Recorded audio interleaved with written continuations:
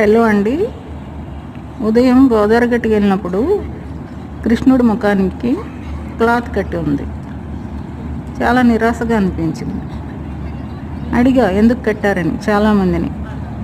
ఎవరు ఆన్సర్ చేయలేదు. మాకు తెలియదు అన్నారు. అసలు వాళ్ళు తెలుసుకునే ప్రయత్నం చేస్తే కదా ఎవరినైనా అడిగి. సరే చివరికి ఒక ఆయన చెప్పారు, ఎలక్షన్స్ కదా అందుకే కట్టారు అని.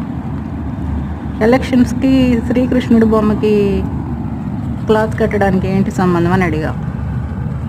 ఆయన కృష్ణుడు కాదు ఎన్టీఆర్ అని చెప్పి సరైన సమాధానం ఇవ్వకుండా వెళ్ళిపోయాడు. కృష్ణుడి రూపంలో ఇంకెవరినైనా ఊహించుకోగలమా? కృష్ణుడు అంటే ఆయన, ఆయన అంటే కృష్ణుడు, అన్నగారంటే ఆయన, ఆయన అంటే అన్నగారు. దీనికే కదా జనాలు అలవాటు పడిపోయారు. ఇప్పుడు కాదంటే ఎలా?